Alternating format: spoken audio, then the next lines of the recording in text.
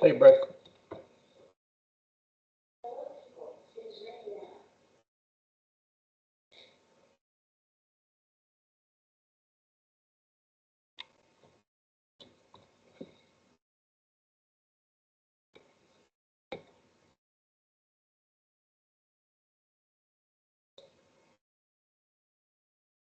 Can you hear me, Rick? Oh, your mic is muted. Yeah, I'm trying to get my setup going here. Can hear you? Yep.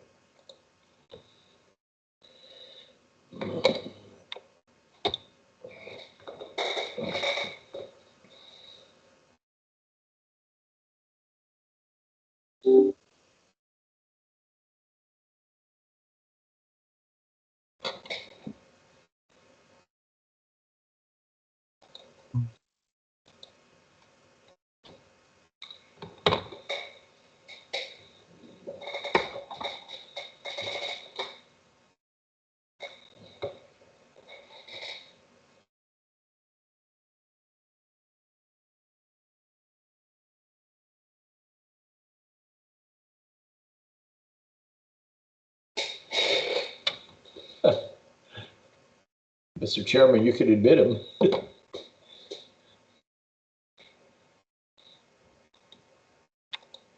I did it. Hi, John. Hey, Tom. I'm at the Starbucks downtown. I just got had a meeting.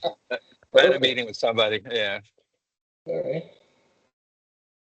Is it raining down there? It just started.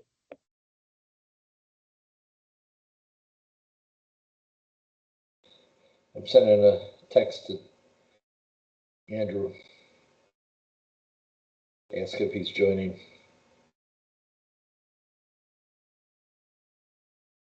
I was trying to join from my iPad and I can't even join.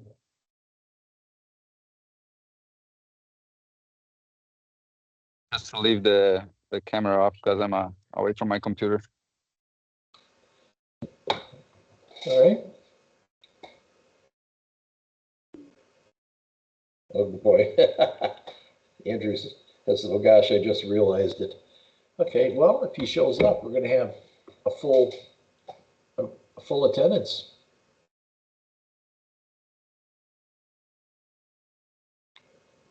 Are you getting soaked, John? No, I'm under umbrella. Wow.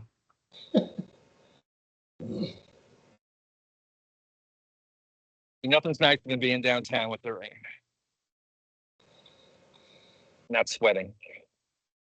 Yeah.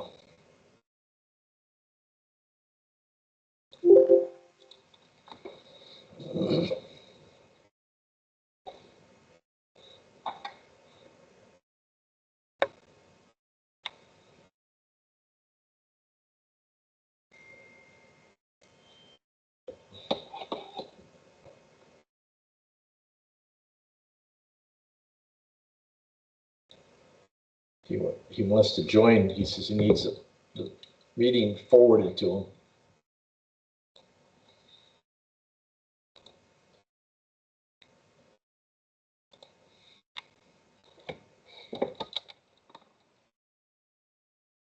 I'm just going to send it to his personal account.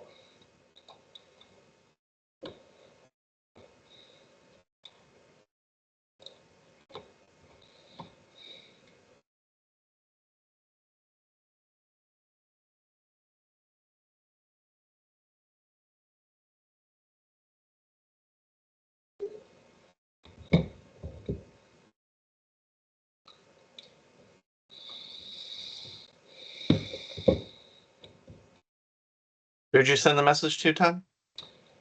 Andrew Cook. Andrew Cook. Yeah, I sent it to his personal account because just in case he needed, so they didn't have to go through the hurdles of the re-authentication in case he hadn't logged in for a while. Gotcha. Now we have a resident asking me.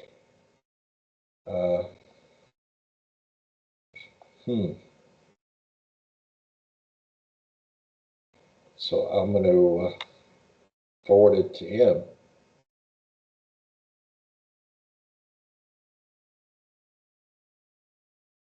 What's the procedure if Dominic doesn't show up? Well, it continues on without him. He's a non-voting member of the committee. Sure, I don't know some of these things. Well, sure. Yeah. Exactly. How we do it without him? Yeah. Let me see if I can.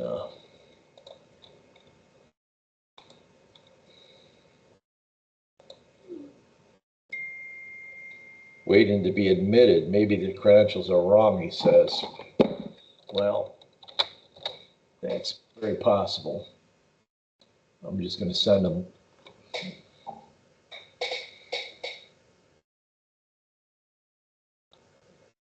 This is Paul Rashkin wants to join.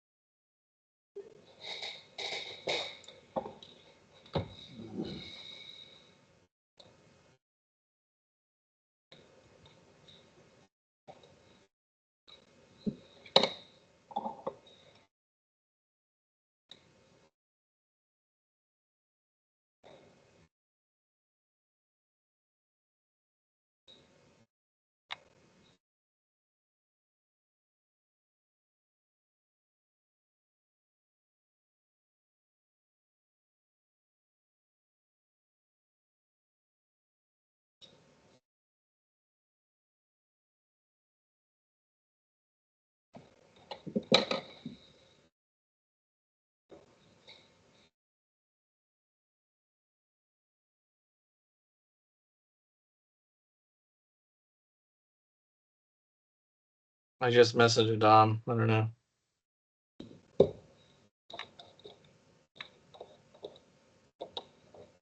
I know Bill said that he wasn't going to make it. Do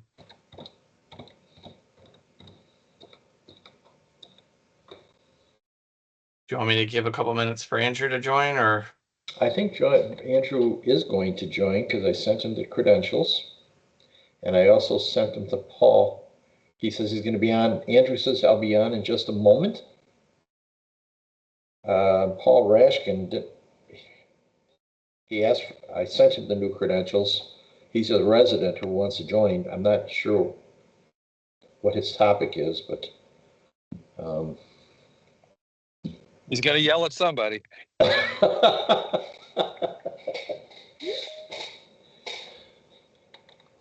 he is.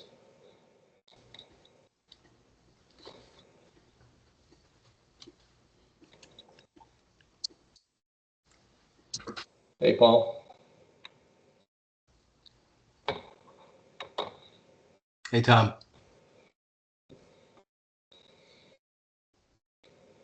We're slightly delayed. We're waiting for Andrew Cook to join, even though we have a quorum right now.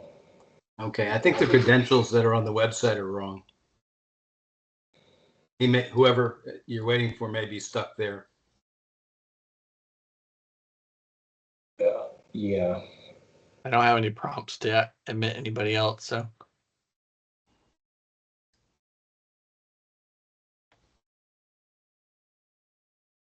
Well, the person we're actually waiting for is Andrew Cook. We know he's got the right credentials. Okay. Because I sent them to him right before I sent them to you. Okay.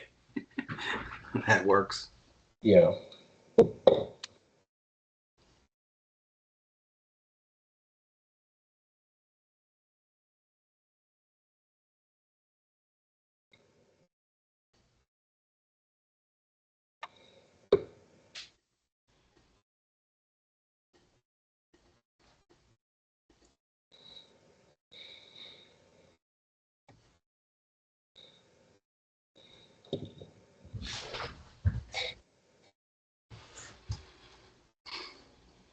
Hey guys, this is John Delby from Town Hall. Can you guys hear me?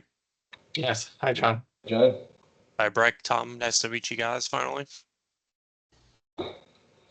Nice to meet you as well. Do you know if Dom's going to be joining us, or? He had some personal stuff to take care of today. So he Okay. wasn't in the office. I don't think he is going to be on. That's why I'm actually filling in for him. Okay. Lauren was going to be here, but she had another meeting at the same time. So Okay, great. All right. Well, I'll go ahead and call the meeting to order. We have, I guess, a quorum here. Oh, let me admit Andrew here. We did it. So 1, 2, 3. We got 5 members, so I think we're official now. Mm-hmm. So I guess, can I get a motion to call the meeting to order? So moved. All right. All right, so this first, our second item on the agenda is owner comments. So looks like we have Paul who's joined us. So Paul, I don't know if you have anything you want to address to the committee, or if you just wanted to listen in on the meeting, or. Just listening in. Okay, all right, great. So seeing that there's no other additional owners present in the meeting, we'll go ahead and move on to the next item, and that's to adopt the agenda for this month. Can I get a motion? So moved. All right. All right, so the first item on the agenda is or discussion items is the Gallagher final phase.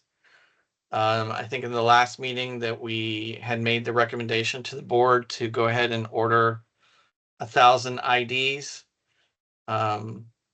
So I guess we're still waiting on the board for the policy, I guess, on how those are going to get deployed and distributed. So, John, do you have any updates that perhaps Dominic might have had on this? yeah, so he did provide me with a few things just to relay to you guys. So we did get those IDs ordered from what I understand. And then the only question he had for me to ask you guys is what for you guys, the committee's recommendation to do with the physical IDs.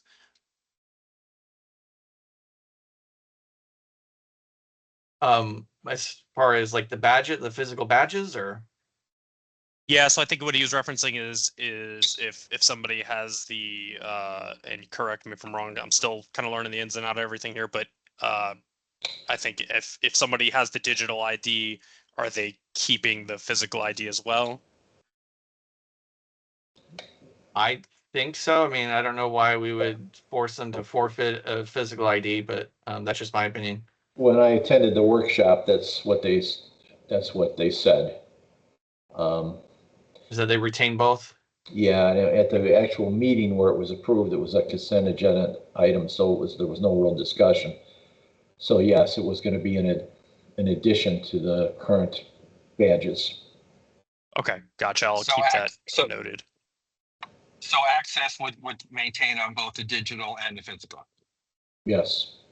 All right, and I just want to say something about this. So, being extremely active in town with my 4 kids and playing on a lot of the facilities and the pools, the town has done a great job recently checking IDs. We get stopped all the time now at the volleyball court, at the basketball court, at the pools. So I think now more than ever, the digital IDs for people to have that now that may bury themselves or going around asking for IDs now. I think the digital, I think is going to be super successful with all the people I speak to in town. And 2, Tom mentioned to me about pictures on the digital ID, which to me, I don't think that's 100% necessary because people are not going to give their phone to somebody else to use that digital ID. If you're going somewhere, civic corridor to get into something, it's your phone, right? So I know I heard that was a challenge, but to me, that's not a game stopper because you can't get the pictures on somebody's digital ID because the phone, again, is more personal than anything. Okay.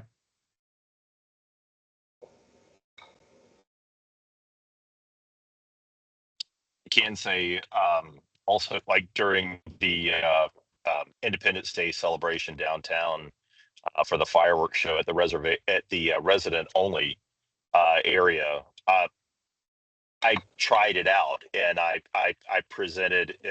There were two credential checks, and the first one I went through, I showed that I had a Gallagher ID and everything, and whoever the staff member was recognize that, oh, okay, you have one of those. Great, go on through. Who all's in your party? And then the second one, for whatever reason, I think we needed to show our physical badge. Just again, whoever the staff member was that was checking credentials at that time just wasn't acclimated to or aware that there was such a thing as a digital ID. So Yeah, and yeah, it's a great, just kind of adding that in there. Yeah. yeah, that's a great point, because when I was at the pool the other day, Mayberry came up, and again, I had my digital and I showed her, and I had to tell her about Nikki and Lauren, and I had to throw some names out there, and then she was fine after that. But it was an initial hesitation on her part, which I understand, and she was fine. You know, she didn't kick my butt out of the pool after we talked. So I guess maybe the only concern that may eventually evolve into it is if you do look at the digital ID right now, and I understand like the one thing about having your photo ID in there, but right now it, at least not where I can see it, does it show, okay, that you are a resident, that you do or do not have, let's say, artisan privileges, or what your expiration date is on it, without really going in and, like you said, handing the phone over and displaying the credential right there, versus the physical credential that very easily identifies, yeah, okay, here's a picture to the person that's presenting the ID. Yep, there's a match. And also I can see there's a validation sticker that says that can very easily present that it's within the appropriate date range. So, you know, that's just something of note that unless I'm missing something, on the digital ID right now, it just shows, it's just a black and orange screen. But if we're starting to roll this out in mass, just again, something that is eventually going to get challenged.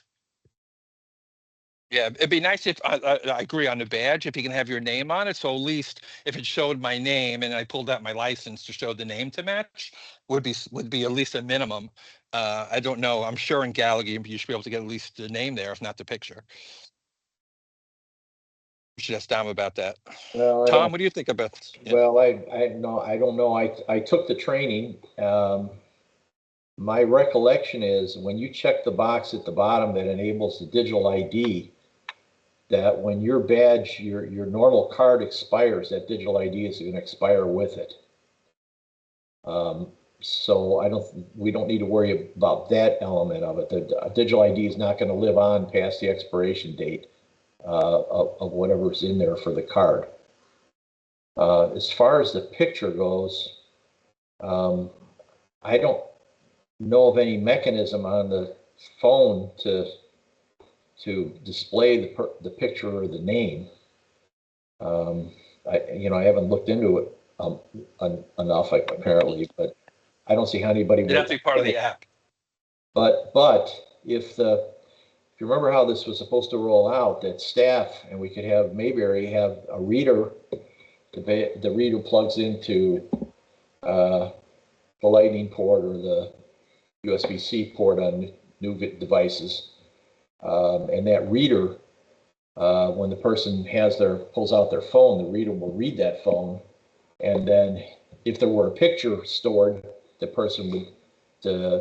security person would see the person's photo. Maybe the solution to this photo thing is, I agree with what you said, John. We should hold it up because we got 13,000 photos out there, or that are not, in the database. But when a person goes to town hall, they're going to have to pay a fee to get this. At that point, there is a camera there. I was just there yesterday. They take a photo of the person right on the spot, and they put it and it's easy to do. When you take the user training, that's one of the things you have to demonstrate that you can do. And then we just attach that to that person's credentials right there on the spot for every new person who signs up. what we do about the people that are out there, there's not that many of us. It's like 20 or something of us. Yeah. In the long run, that'll be a small number. But for new people, when they show up at town hall, they got to pay something anyhow. We snap their picture and we put it right in the database on the spot. Right, right, and I agree. But just for context, right? You can board a plane now with the pass on your phone. I think 13 states have driver's license that are on your phone. I can actually go on my campus at Apple and I can use my phone, and my badge is on my phone now. I just put my phone up to the door and I get access and show it to security. So this is a pretty widely accepted means of security these days. So, I just don't think we should overthink this on some of it. Yeah, But that's just, great. just my opinion. Yeah. I just wanted to add to that real quick, guys. I sent Dom a message real quick just to see if he'd respond, and he was trying to look at a way of adding a picture to the digital ID. Just so you guys are aware. Okay. Yeah, I guess, and just chiming back in here real quick, I guess, basically just my thought process is if there was a way to display at least the first name and first and last name through the digital credential, so that when you are presenting it to staff, right now staff doesn't have readers, right? Because, well, we're not that far along on the evolution of it, but right now they don't have readers to scan us. But I guess just by virtue of simply presenting the digital credential, maybe you wouldn't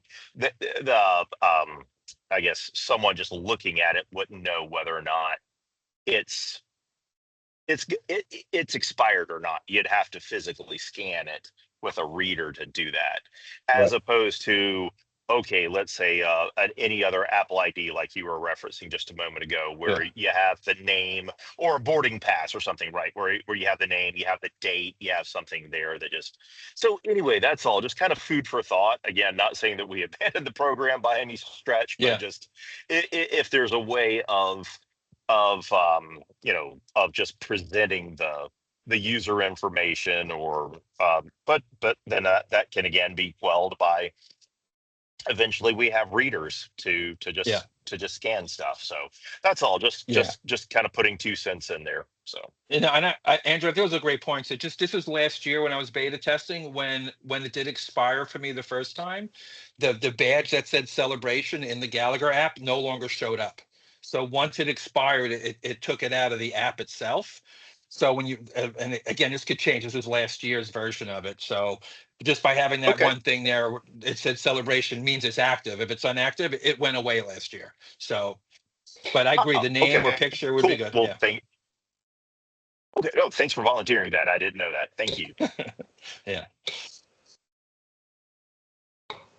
All right. I think the second item this discussion was Dom was working with ProTech to get the photos to show up on the app. So I think that kind of was related to what we were just discussing. And I guess, John, I don't know if you have anything beyond what you kind of shared earlier. So just a second ago. No. Well, he just told me that, and I remember him having a conversation, I believe it might have been with Lauren, that he was still waiting to find out about that. Okay. So All right. Anything else worth discussing on this item before we move on? All right.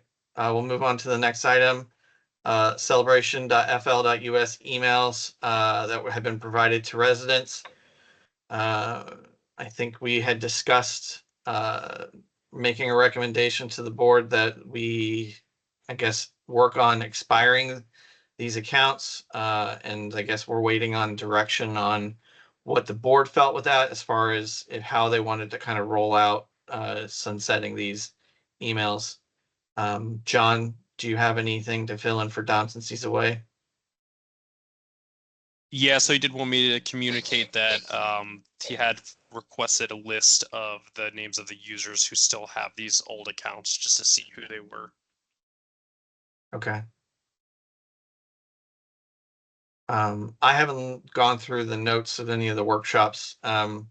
Is anyone aware of the board making any kind of recommendations or thoughts on this? It was brought up at the workshop. And I honestly say I don't remember what the resolution was. I don't remember hearing any pain. But it was discussed, and I don't know what the outcome was. Okay. All right. I'll just make a note to go review that and probably talk to Bill. And we can just table this for the next meeting.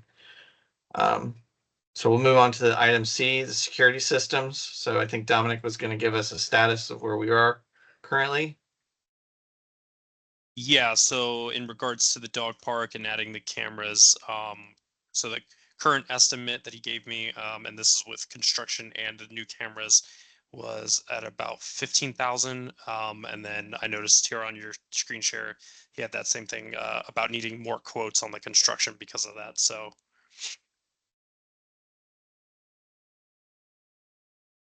Okay.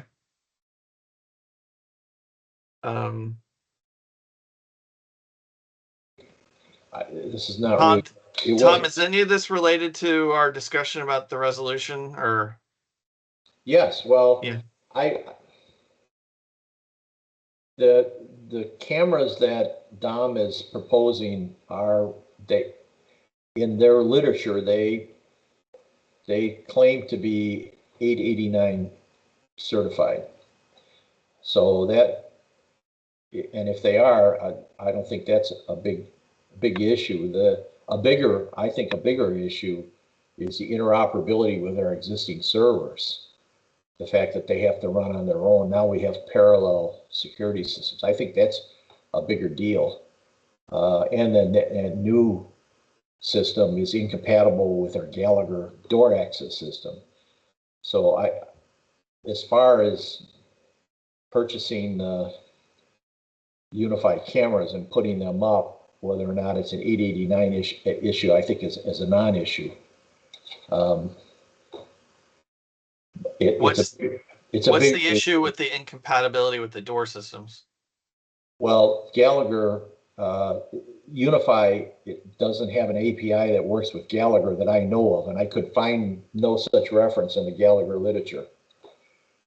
So therefore, if we wanted to interoperate between, like, for example, a person comes to a door and we want to take a photograph of the person when he swipes his card, like I'm sure they're probably doing it at Apple, we wouldn't be able to do that. We can't do anything that involves Gallagher and the security system. Now at Artisan Park, we have integrated the two systems, but it's at a hardware level such that when a person comes to the front door, we can open the front door from our security system server. You wouldn't be able to do that if you move to Unify. Okay, so maybe part of our ongoing discussion with Dom, as far as potentially maybe limiting adoption of unified cameras, is consideration that we need to make is it linked with perhaps the door access control? So Yeah. maybe cameras that aren't associated with a door could potentially be replaced by unified, but if it's something that's linked to a door, we might want to retain that functionality. So okay. just one thing I wanted to add to that real quick. I won't speak to the part that Tom mentioned just because I'll leave that to Dom. He has more details on that. But I do know for sure a big thing for him was secondary was also the cost. The cost of the Unify cameras compared to others, it's a much cheaper line of cameras that does mostly the same stuff. So yeah, it's a 50% reduction. There's no question the Unify cameras are less expensive. Yeah. Okay. All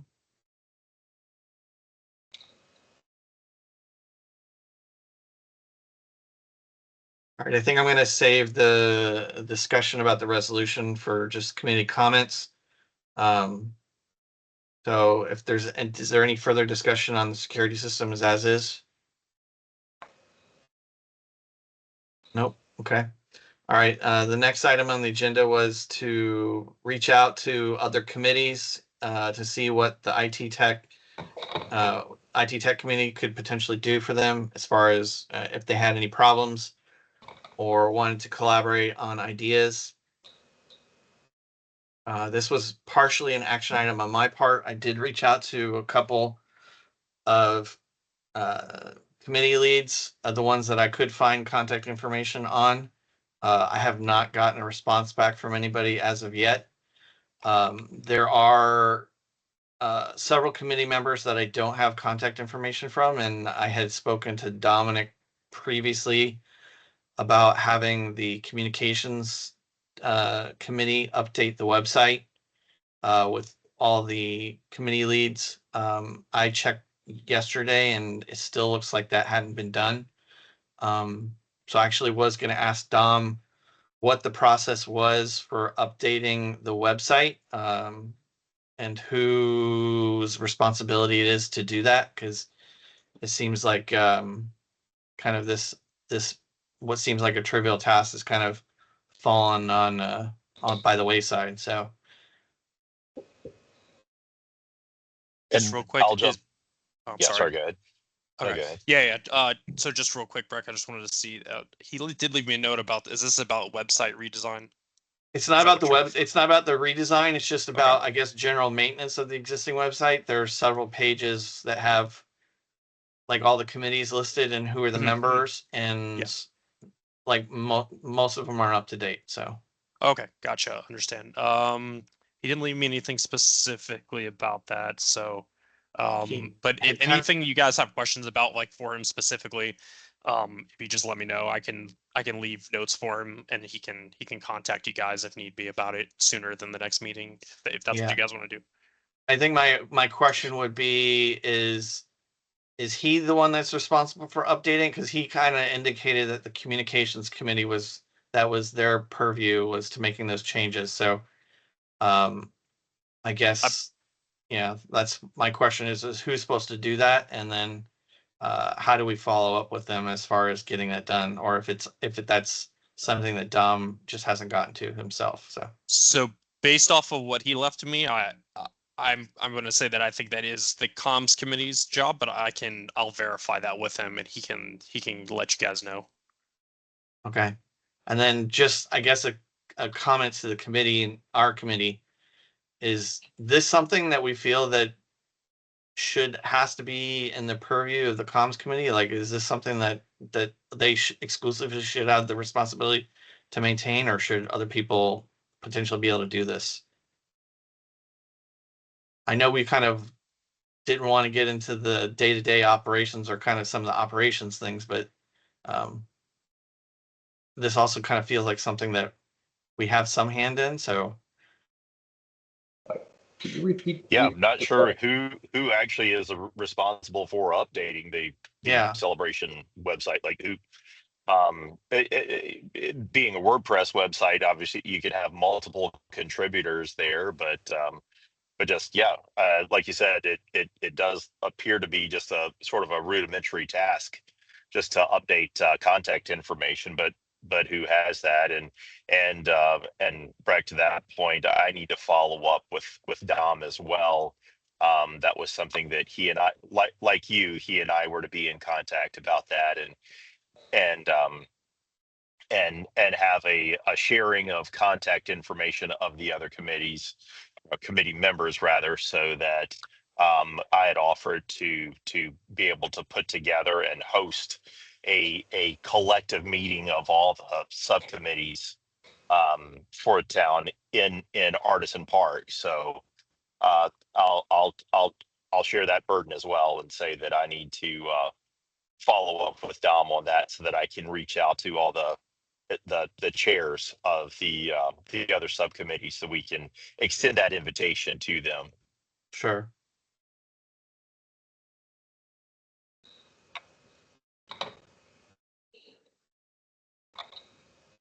John or Tom, did you want to chime in, or no? Okay. All right. We'll move on then to just general committee comments. So I know there's been some discussion about the NDAA Section 889, and kind of that spawned off some just concerns, or just, questions about the policy of how we potentially update not only just IT software, but all of our equipment, be it either networking equipment, the servers, or any kind of just general infrastructure like the cameras. We've been kind of tossing back and forth some language on a proposed resolution that we were going to submit to the board.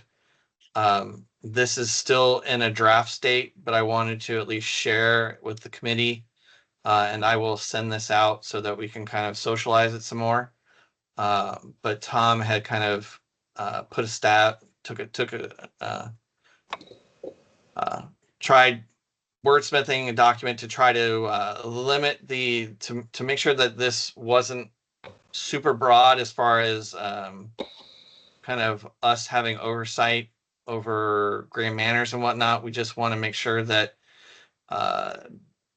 if there are ever any kind of future organizational changes, that this is sort of codified, that this is how the town would prefer to handle IT situations. So we're kind of proposing this and wording it in a way to where we're just asking for major changes or new proposals or things that potentially cost a significant amount of money that they be mandatorily at least presented to the tech committee. That being not necessarily a binding thing, whether or not we agree or disagree, but we're asking that information, those plans, be shared with us prior to implementation, so that at least we can provide our consultation to Dominic and to Grand Manors. And then if they, however they so choose, if they disagree with our viewpoint, they can. It's just that we want to make sure that we have that ground covered, so that in case the Grand Manors chooses to do something that we don't agree with, that we can go to the board and essentially present, our reasons for why we oppose, and just make sure that they're aware of the direction that perhaps is being pursued. So I'm going to go ahead and send this out after the meeting. And essentially just, I asked the rest of the committee to proofread this and kind of have a think over it about if there's any language that needs to be changed. We were trying to kind of keep it fairly contained so that it didn't appear like we were trying to get into the day-to-day operations. We just truly mean this as a consultation. And we also we didn't want to get too specific on things, so that we weren't looking to control like whether or not we could purchase a $250 or $500 camera or not. So I'll send this out, and then I will have it added to the agenda for next month, so that we can submit this to the board for their vote and their consideration whether or not they want to pass it. So Breck, let me just Sure. give my 2 cents here. So, being a chair for a year, and Tom was a chair, and we're just going by the past, right? I know things change and things are different, but just going back, looking at the past, and then to talk about the future. So when I was the chair, Jose and Lauren, we had multiple meetings. They had meetings with the board member who was our liaison, and the information flowed to where our team felt like we were in the know of what was going on. We were asked about certain things. We were asked about our opinion, but even just going to the board meetings, and, Paul's on the call, and Paul would come to me and ask me questions, but we knew we were in the know. So we shared, like Paul would say, John, why are they doing this and this for, with the GoGov app and stuff. So we had the information to keep the community informed during board meetings with our board liaison. So it just felt a lot more inclusive and transparent when we had these conversations. The year prior with Tom, when the chargers downtown were a big issue, we had facts, we had information, right? And our board. So it just felt like back then we had a lot more information as far as what was going on. Again, not to be oversight on anything, but just to be part of it, right? And be part of the team. And I just think, at least for me, and I apologize, I was traveling the last 2 meetings, I'm getting no emails or correspondence about what's going on or this or that, which we did in the past as well, right? So I think just as a team, as a committee, as liaisons to our community, I just think that's really what we're asking. And guys, tell me if I'm wrong, Tom and Andrew and everybody, but that's just kind of how I feel about it. No, I think that's the general sentiment as well. Tom, I don't know if you want to weigh in as well. Yeah, I think you summarized it well. We're not, the essence of it is we're not looking to approve anything. We're asking to be in the know about it. That summarizes it. We just want to know what's happening before they happen. Not an after the fact thing that, hey, we did this. At that point, it's too late. Our infrastructure here in Celebration represents a huge investment to the community. We've spent a whole lot of money on our servers, our switches, our routers, our security system. The Gallagher was over 100K by itself. What we're asking is if you decide, hey, I don't like Gallagher and we want to take it out, I want to go to Linksys switches. Well, we would like to know about that before you make a decision and basically go in a direction which is completely different than that we're on right now. Putting aside cases where you're simply fixing something, as John perfectly stated, we're not looking to be operational. We don't want to know when you're replacing a camera. We don't want to know if you're replacing a server, hard drive. We don't really care about those. Are operational matters, day-to-day matters. If it's a like for like or similar replacement, go ahead and do it. We don't want to know about that. These are major changes in direction to the community that involves major expenditures. So when you start talking about taking out Milestone, for example, where we're looking at $10,000 per server, these are things we're asking to be informed. We're not asking to approve it. We're not saying we want to have our stamp, as Breck said. We just want to know about it, and we will express a point of view at this meeting and say, hey, we agree or disagree with this. And then it's not binding. The management can continue to on the path that they choose to. Hopefully they'll listen to us and listen. But if we can't come to terms, at least we know it's happening. And that's the essence of the resolution, is we want to know about it. The whole thing about ND 889, that was really that was what precipitated this. It's not about ND 889, not at all. The resolution is not at all about that. It's in there, but that's a classic that's the poster child of what brought us to this discussion. That raised a whole other question about, well, what about the servers?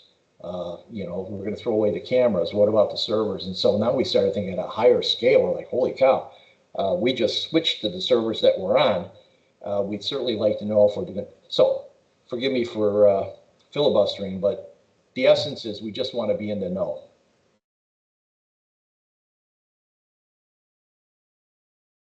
I guess I'll jump in there with Tom there and say, understand absolutely and in principle that we need to remember that all of this equipment is owned ultimately by the residents and owners of Celebration.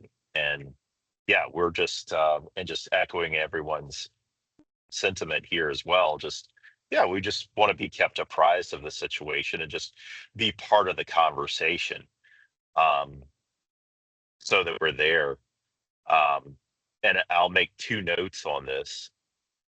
Is one is we just need to decide, and it's open for discussion as to where do we establish the threshold is as to what do we perceive as minor and what do we perceive as major or warrant worthy of our attention, if you will. Like if we're switching from a Windows platform to a Linux platform to a Mac platform or whatever your flavor, okay, maybe we need to talk about it.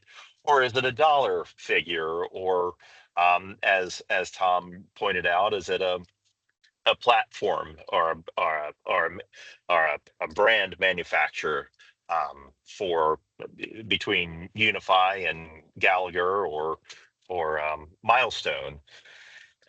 So just those things as you guys as Breck is circulating the resolution. Really just as we're all providing our input on it is okay, well, where do we find as a good threshold of what's worthy of our attention or not? And then the other thing is, I'm curious, in any of the other subcommittees, do they have a similar resolution or similar resolutions where they, um, where they have something that establishes what their level of feedback is or anything like that? Has anyone else come up with something like this just in a different capacity? So the So that's only committee that at least I'm aware of at the moment is that the finance committee has some rather specific language on how we, I guess, invest money and as far as bonds and other security notes. And there's some pretty strong language in that. I don't know. I think it was a resolution that has that language, but it's pretty strong and it's pretty, it's yeah. It's pretty specific that it's not meant to be like a trivial affair that, they use words like intelligence and thoughtfulness. So we might want to consider, I guess, adopting some of the language that's in there, and I can include that as an example as well. Yeah, I think that'd be fantastic. Yeah, anything that we can use just, as a basis line and then build upon it. Sure. I've been a part of a couple of the recreation teams, committees workshops. I have two friends that are part of that committee. They've got down to the level of like how many people can use the facility, tennis court usage, things about the pool and stuff like that. Some of the groups and what they pay if they're a volunteer foundation or not. So they've got pretty in depth in the weeds with how people use our facilities and recreation programs here in Celebration. So I know that committee has had a big say in that. So again, I don't know what's written down on paper, but I do know that they've had some good input. All good stuff. Thanks for volunteering that, guys. Yeah.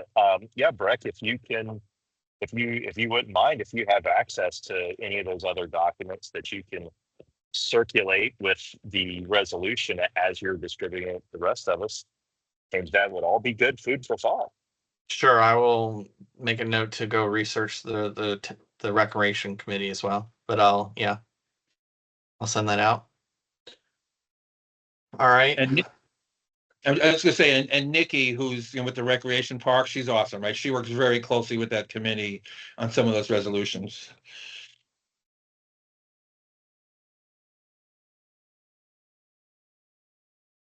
She's a Grand Manners. Yes, she's Grand Manners Parks. Yep. All right.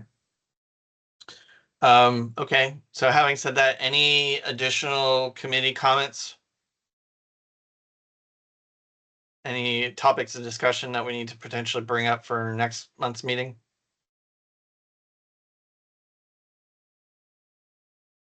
All right. Moving on then, previous action items. I have here, Daniel, that we were going to work with the communications committee about the website redesign and personally visit other committees to gather their tech needs. So I don't know if you've had any chance to work on that and if you have any inputs on what's happened. Yeah, I've reached out to Katie from the communications committee to see what they have in mind with the website, and she said they were still working on it, thinking about discussing. And I said we are available if they need anything. I think the best way to reach out to them is using the Teams chat or the directory. I think that's where I found the email. I've sent a couple of emails, but the only person that replied was Katie from the communication committee. But I'm going to continue to reach out to other members to see if they need anything, if there's anything we can do to collaborate. Okay, thank you. The next item was action items from Dominic. Looks like we were going to share more information on the portable digital ID readers for events when available. So John, I don't know if Dominic left any notes on readers. No, he didn't leave anything about readers. The only, like I kind of mentioned earlier, he mentioned that, like I said, the IDs have been ordered and that he is looking into a way to have the pictures added to it. But he did not mention anything about readers. So I'll take that note down and let him get back to you guys about that. Okay. These are the same readers that I was just referring to Yeah. earlier. Same thing. At the last meeting, I recollect Dom saying that they were ordered, but I can't say for sure. The other outstanding item that we should start tracking, because we're going to lose these things, is that there's an additional Gallagher app other than the one that we as residents use to access doors. And it, if you want to say, it supplants the requirement to go into the Gallagher server and enable cards or open doors or whatever. You can do it from an app. So if you want to call it, it's a management app. There was only one license for that app, and Dom, I believe, has it. We had requested, Bill McFadden would like that app. There are times we have many events at Artisan Park where we have numerous people come through the door. And we want to be able to unlock the door for specified periods of time without needing to walk out to the door with your phone and unlock it. In the app, you can unlock it for prescribed amount of times, like say 3 hours, and then it'll relock automatically. So we've been waiting for Bill to get that app, and he's asked me about it. So could we put that on the action list? That where are we with, not the app, but the licenses for the app?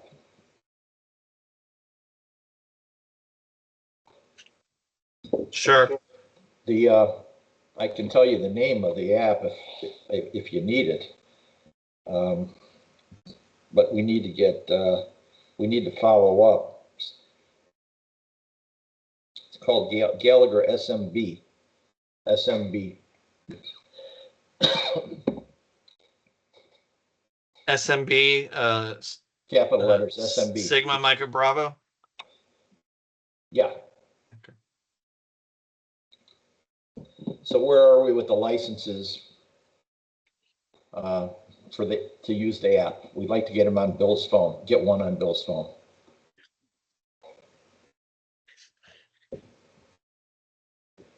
Okay.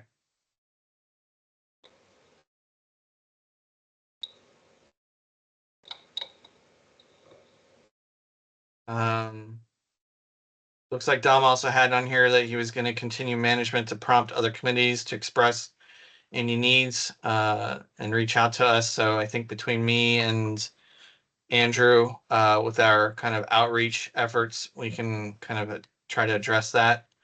And I'll reach out to Dominic to see if he's had any, I guess anyone's responded to him.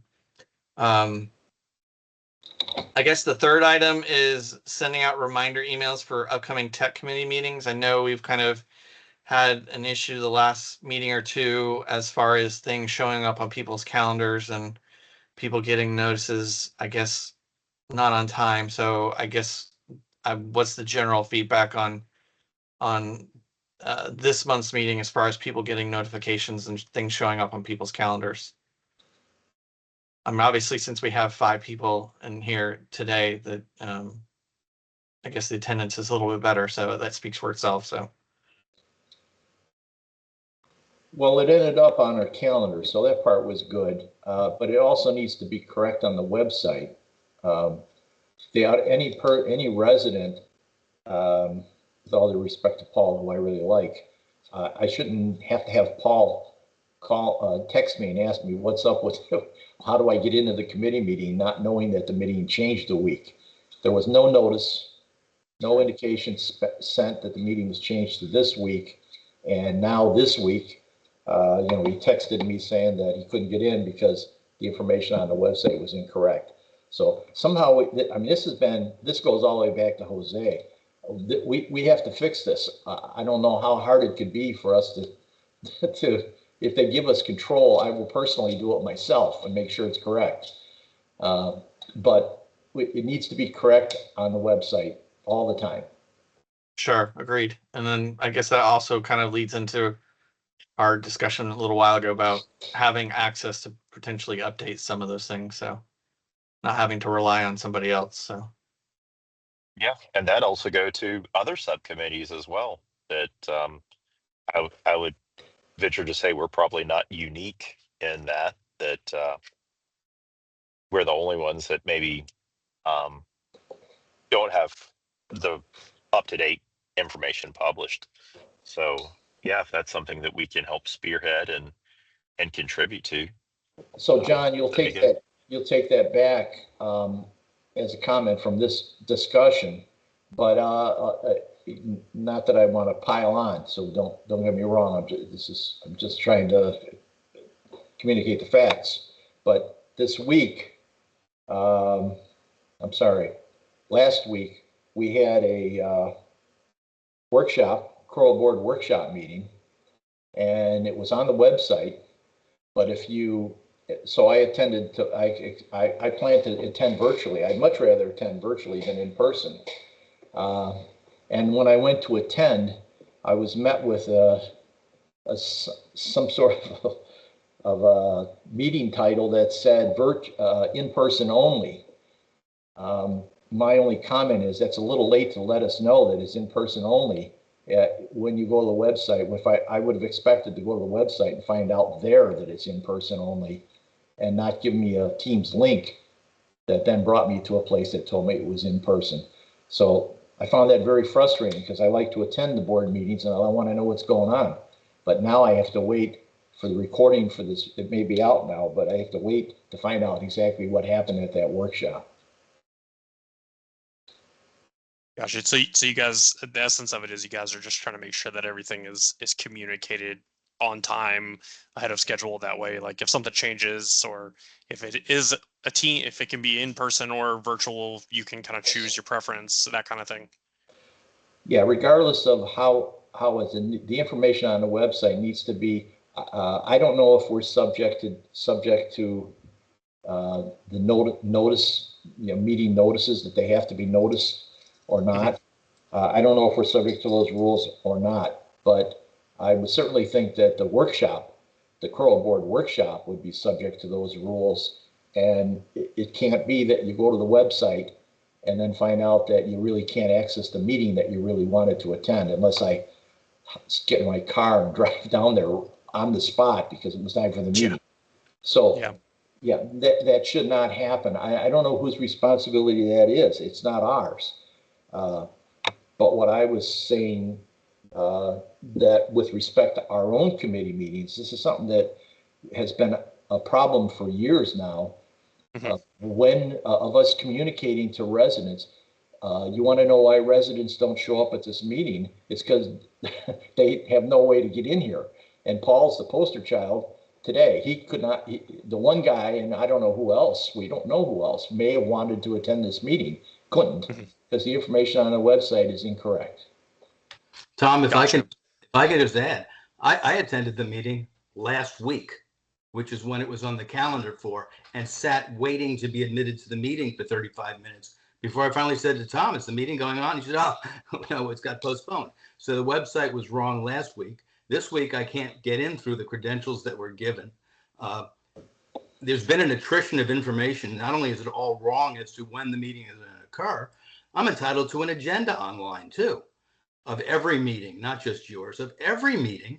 And it's like no one is monitoring it at Grand Matters. It's like you could care less whether it's posted, whether it's posted accurately, and certainly whether it's posted with an agenda. Nothing comes with an agenda anymore but a board meeting.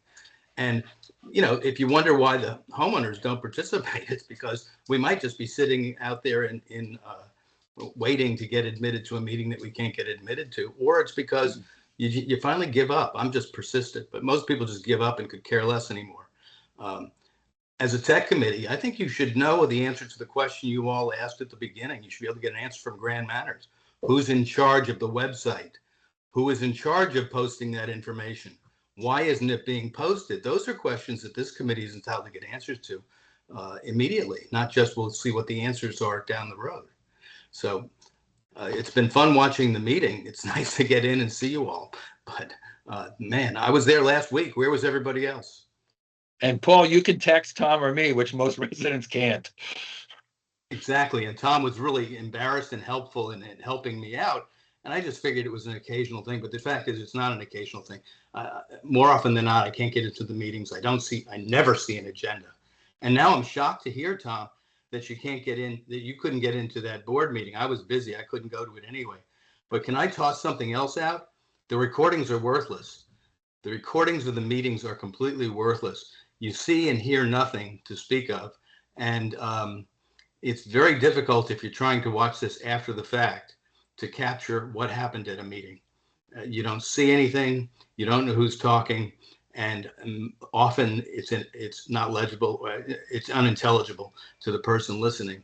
And that I'm not sure that's a technology problem. I think that's how how Grand Manners bothers to record it for production. It's as though they're putting it on a tape recorder because the visuals are worthless. And the tape recorder is probably across the room and it can't be heard. All right, Gotcha.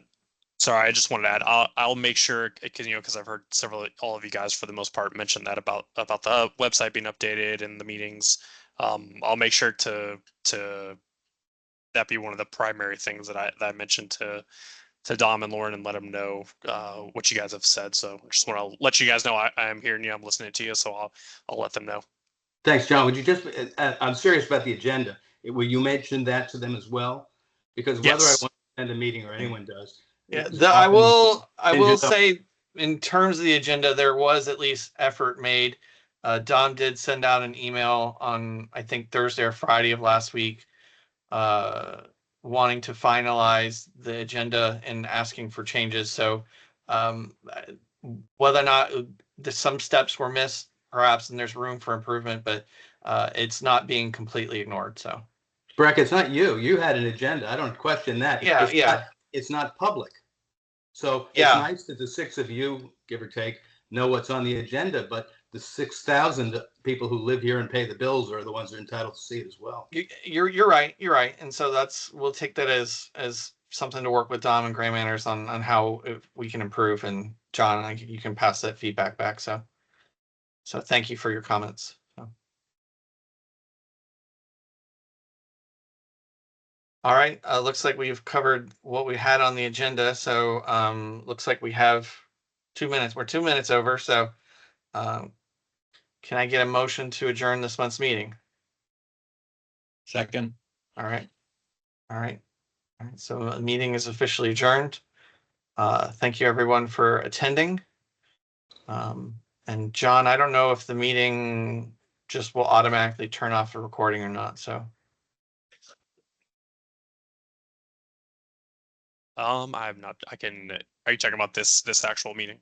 Yeah, I don't know if it'll just stop once everyone signs off or not. So. If you guys want to go ahead and I'll sign off, I'll see from my end if it does. If not, I can end it because I think it transcribes and records everything automatically. Yeah. Okay. Great. Thanks, team. Thank you guys. Thank you, everyone. Bye-bye.